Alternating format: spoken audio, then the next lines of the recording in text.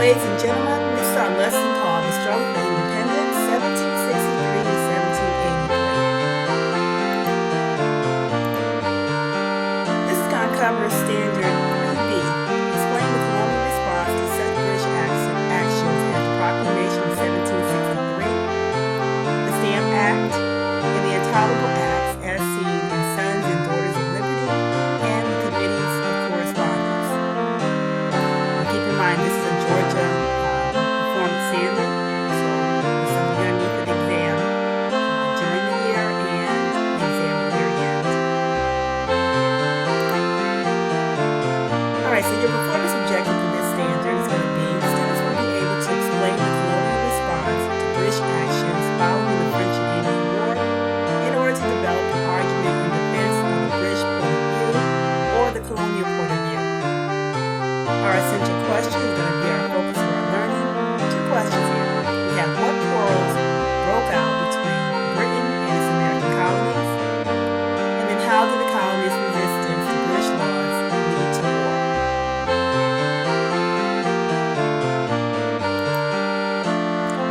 Alright, just to let you know, at the end of this quiz, at the end of this lesson, there'll be a quiz. And I need you to write down these questions and be prepared to answer them at the end of this lesson. You will have to type your responses into the system using complete sentences. So go ahead and write them down now so you can think about them as you go along. If you need a few moments to pause the video, you're more than welcome to do so. All right, let's look at the first 100 years or so, close to 100 years in the colony. So we have a time period of settlement and conflict. And, you know, of course, they're developing as colonies individually. All right, so in 1587, we have colonists who settle on the Roanoke Island, which is near present-day North Carolina, and they disappear. So we have the lost colony of Roanoke. 1607, in Jamestown, Virginia, is going to be settled by the Virginia Company. Then in 1619, we see the first African slaves arrive in the colonies. 1620, Pilgrims land in Massachusetts. 1635, Roger Williams arrives in Rhode Island. He's going to be banished from the Massachusetts colony. 1630s and 40s, the Great Migration brings thousands of Puritans to Massachusetts. Then in 1675, we have Native Americans rise up against the colonists in King Philip's War. Now, you notice this Great Migration, there's a lot of Puritans coming in. They're starting to put pressure on the Native Americans to move out of their way and give up their land. And of course, the Native Americans didn't like it. Then in 1676, we have an armed rebellion of settlers led by Nathaniel Bacon, which breaks out. And you know this is Bacon's Rebellion. All right, now between 1704 and 1750, in the colonies, the American identity is going to develop.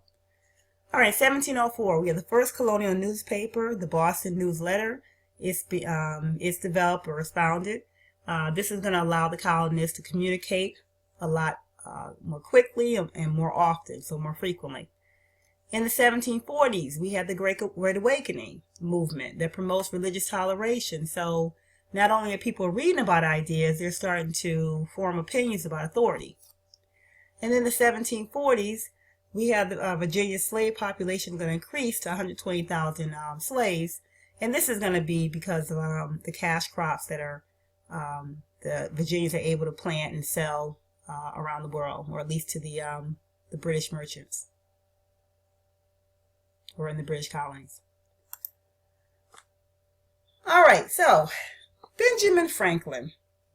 Kind of talked about him a little bit last unit. We talked about him being a Renaissance man. If you remember, a Renaissance man is a man who has lots of talents and who is very skillful. And we see that in Benjamin Franklin. Let me tell you a little about something he did in 1766. So many historians consider Benjamin Franklin to be the ablest and most successful American diplomat ever sent abroad. He spent the years between 1764 and 1775 in England as an agent for the colony of Pennsylvania. In February 1766, Franklin appeared before the House of Commons to answer questions about the Stamp Act. Now keep in mind the House of Commons is a part of Parliament. The excerpt on this page represents only a few of the 174 questions that Franklin answered. All right, so let's go ahead and read this. So here's a question he was asked. The question was, do not you think the people of America would pay the stamp duty if it was moderated?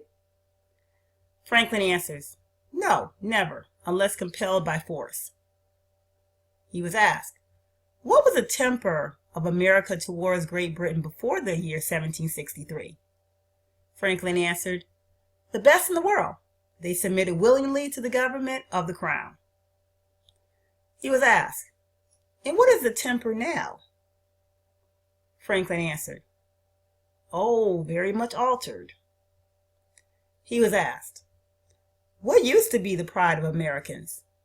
Franklin answered, to indulge in the fashions and manufactures of Great Britain. Then he was asked, well, what is now their pride? Franklin answered, to wear their old clothes over again till they can make new ones. So looking at this source, I want you to pause the video and I want you to look at these questions. First question is, do the British seem willing to moderate their demands at this time, according to this document? And all these questions are according to the document. Do the American colonists seem willing to moderate their demands at this time? Question number 2. What changes in colonial attitude does Benjamin Franklin report? And lastly, how could this change harm Britain?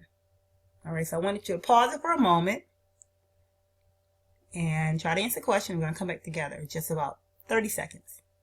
All right, to these questions, the first question, do the British seem willing to moderate their demands at this time? You probably answered yes. They are, kind of asking questions. They invited Franklin to the House of Commons, and they're willing to listen. So perhaps they are willing to moderate their demands. Do the American colonists seem willing to moderate their demands? Probably not, according to Franklin. He claims that their temper is very different now, and the fact that they would much rather wear their old clothes over and over again until they can make new ones, they're in some way rejecting British culture. And number 2, what changes in colonial attitude does Benjamin Franklin report? He seems to report that colonists now challenge government, like I mentioned, do not copy British fashions nor buy their goods anymore. So they're breaking away. And then question 3, how could this change harm Britain? All right, so the reduction or the reducing demand for its products, British products in the colonies, would definitely help Britain because they wouldn't be able to sell or turn those raw goods into manufacturing goods and sell them throughout the world, and therefore it's going to affect their profit margin. So they really do rely on the colonists to provide them with cheap goods and to purchase those finished goods that they actually produce.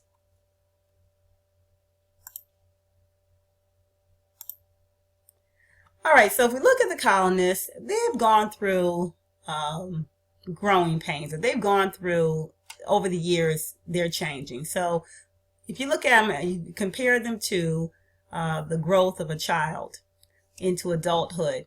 When they first arrived in the New World, they were like babies, like infants. They needed the support of the British government.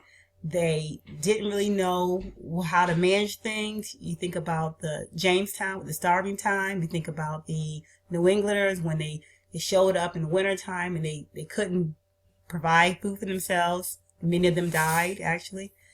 Then the colonists are going to go through a period of salutary neglect, wherein Britain is just more so concerned about making sure those raw goods are coming in and their merchants are happy. They're busy taking care of their colonies in other parts of the world. At times they're fighting wars. So they're going to go through a time where there's some salutary neglect, some neglect of the government over these colonies. And during that time, it's almost like a child being left home, like what we call latchkey child. You get left home by yourself. You learn how to take care of yourself. The colonists learn how to take care of themselves. They learn, they develop their own economies. They take care of their own social matters. And politically, they start their own governments, and they kind of get used to doing things on their own. So as they've been in that situation for a while, and they've been in the Americas for a while, they start seeking more independence and autonomy. They want to start handling their own affairs.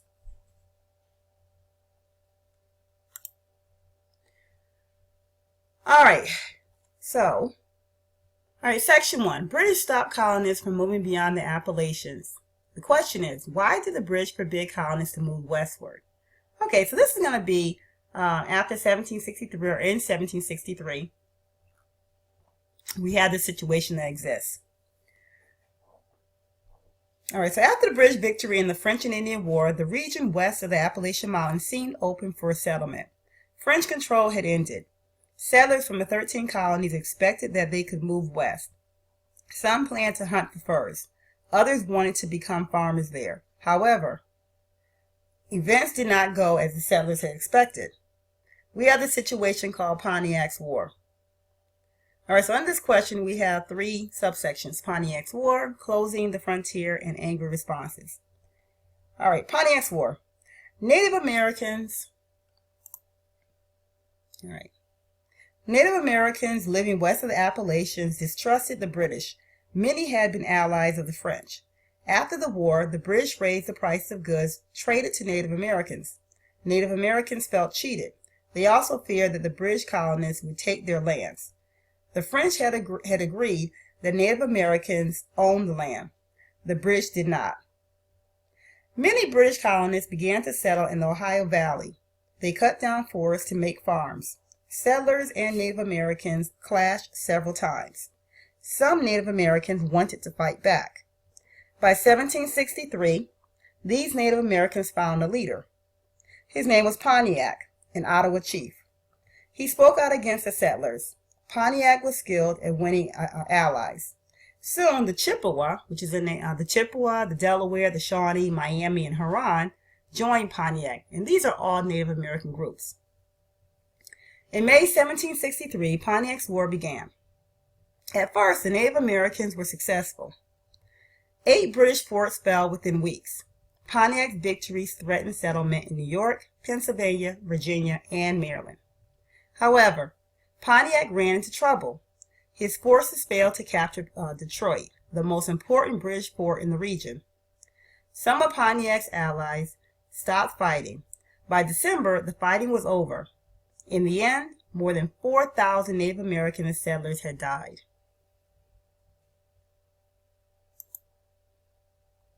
All right, closing the frontier. Pontiac's War worried the British. They had just fought an expensive war with France.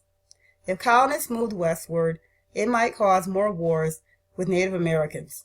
The British did not want any more costly wars. There was another reason that the British did not want settlers west of the Appalachians. These settlers would be too far away from British control. The settlers might start making all sorts of products. These products could compete with goods made in Britain. To control settlement, the British government issued the Proclamation of 1763. A proclamation is an official announcement. It said that colonists could not settle on land between the Appalachians and the Mississippi River. It also said that Native Americans owned the land that they lived on.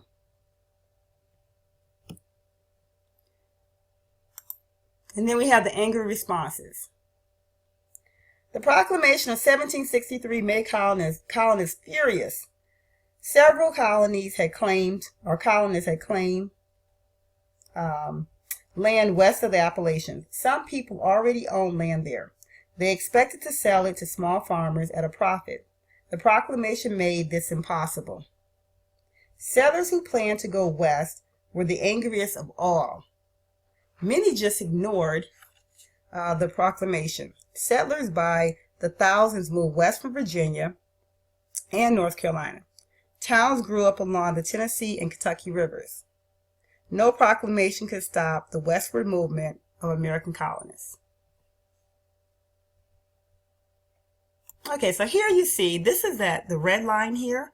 This is the proclamation line of 1763. So it extends from right here below Georgia all the way around through the Appalachian Mountains, and it goes all the way up beyond the New England states.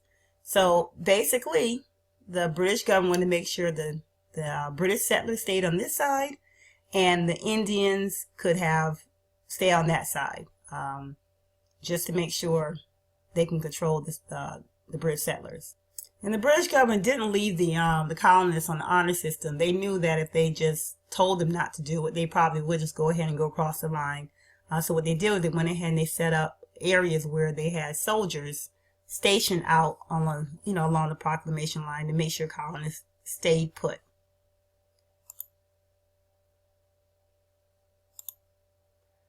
All right, section 2. Britain makes the colonists pay new taxes. So our question here is, how did the colonists respond to new taxes? All right, so this section, we're going to talk about money problems, a hated solution, more taxes, the Stamp Act, colonial outrage, taking action, and Sons of Liberty. All right, let's go ahead and get started with money problems. Excuse me. All right, the British government had to pay these debts. All right, so basically, Great Britain had many problems after the victory over France. The French and Indian War was very expensive and left Britain with huge debts. The reason why they had these debts was because, just like even nations today, we go to war, sometimes it's unexpected. No one plans for a war. They're very expensive, so sometimes you might, borrow money from other nations, and then you promise to pay it back later on. And that's what the British government did. So the British government owed all this money to these different nations, and they had to find a way of paying it back. Okay, so between 1754 and 1763, Britain's debt just doubled, actually. However, it could not keep raising taxes in Britain. The taxes in Britain were already very high, and taxpayers were already complaining. After the war was over, they demanded lower taxes. So the British government, having their own citizens right there in Britain, they had already raised taxes so much, they were getting a lot of complaints. They just, had to figure something out. Many people in Britain wanted the 13 colonies to pay their fair share. They believed that the colonies had not helped enough during the French and Indian War. They argued that the colonies had gained the most from the war. However, each colony sent money and troops only when it was in danger. British soldiers fought to protect all the colonies, but the British paid most of the cost of the war. British taxpayers also thought that the colonies should cover their own costs. The colonies had been expensive to govern, and then by the mid-1700s, those costs were rising. The British had to organize the land that they had won from the French. Conflicts between settlers and Native Americans continued. More soldiers were needed to defend these territories, and they had to be paid. Pontiac's War was also costly. The British government was spending more and more money on its American colonies. So all this money is being pumped into the colonies, and they just kind of figure, well, they're getting all these protections and all these benefits. It's time for them to pay. And their attitude toward the colonies changes over the years. It's almost like you guys are growing up, you're teenagers, and your parents may ask you to chip in here or there or get a job and pay for things on your own. Whereas if you were 5, 6, 10 years old, they probably never even imagined asking you to get a job. But as, the colonies have been around for a while and they've gotten on, on their 2 feet, the citizens in Britain are thinking it's time for them to kind of take some responsibility, much like teenagers do today. All right, let's see here. So basically, they wanted them to just stop freeloading. All right, the next one, a hated solution.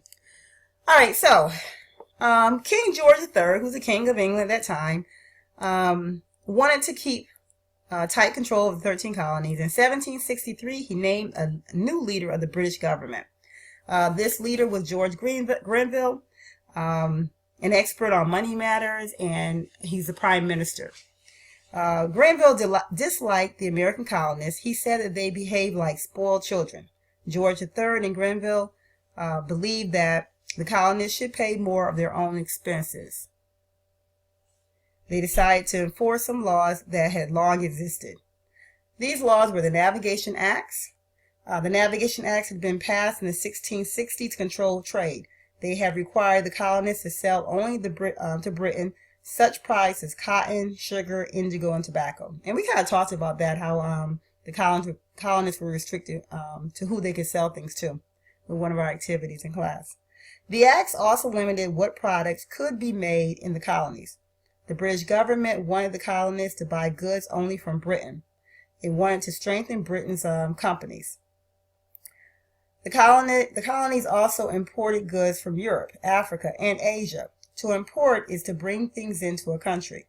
The Navigation Acts required goods to go through Britain first. Then they could be shipped to the colonies. So basically, the ship had to stop in England first and then make its way onto the colonies. Let's see. For a century, the colonists had ignored the Navigation Acts. Instead, they smuggled goods into the colonies. To smuggle is to bring goods into a country illegally. Smugglers do not pay taxes on their goods, so the British collected very little money when these things were being smuggled. All right, so take a look here. The colonists in Boston are gathered angrily at the docks here when the British government sent 10,000 British troops to occupy the city. So they're not really happy with the British, giving them a hard time, asking them to pay taxes, and then coming in to occupy. All right, more taxes. Let's see here. Okay, so Britain's next step was to pass the Sugar Act of 1764, and the Sugar Act did several things. Okay, so for one thing, it's going to add some new rules for ships carrying goods to the colonies. These rules made it easy to catch smugglers. The act also put new taxes on many imports, such as sugar, molasses, coffee, and cloth. Let's see, there was already a tax on molasses, yet it was just too high, and no merchant was willing to pay it. The new tax cut the earlier tax almost in half. So here again, there seems like the British government is favoring the merchants and then putting the tax on the colonists. However, this time the British meant to enforce it. Grenville demanded that the smuggling stop. He wanted these taxes to be paid. This made the colonists angry. It's one thing, you have a tax and no one's forcing you to pay it, who cares? But once you have the tax and they're telling you have to pay it, then it really matters. Colonists also disliked the Quartering Act of 1765. All right, and this Quartering Act is kind of just like it sounded, if you're familiar with the word. How did I miss that? Well, hold on a second. Okay, here we are. I got the slides out of order here. Okay, so they just like the Quartering Act of 1765. This act forced colonists to give British soldiers food and housing. Grenville sent 10,000 soldiers from Britain. They were supposed to defend the western frontier. Keep in mind, the frontier is that area to the west of the original colonies. However, most of them stayed in the eastern cities. Many colonists suspected that the soldiers were really sent to control the colonies, not really to protect them. All right, then we also have the Stamp Act of 1765. So the British were not satisfied. They wanted the colonists to pay even more taxes. The British announced the Stamp Act of 1765. So the Stamp Act taxed legal and other documents. It listed over 50 items to tax. Each item needed a stamp to show that the tax had been paid. These items included marriage licenses, land deeds, wills, even newspapers, playing cards, and dice were taxed. The tax ranged from 1 cent on newspapers to about $10 on college diplomas. So they chose things that people were needing or wanted. The Stamp Act was a different kind of tax. Before, when Britain had taxed imports, only merchants paid import taxes.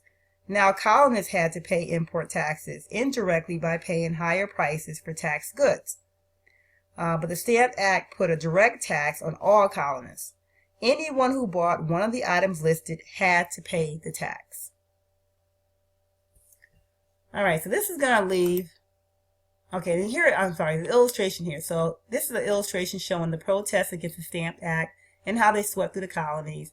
This picture shows the colonists in Philadelphia protesting against the new taxes. So you can see they have pitchforks, looks like there's smoke, there's probably guns.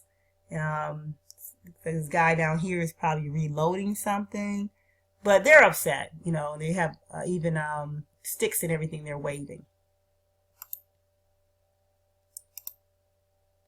All right, then colonial outrage.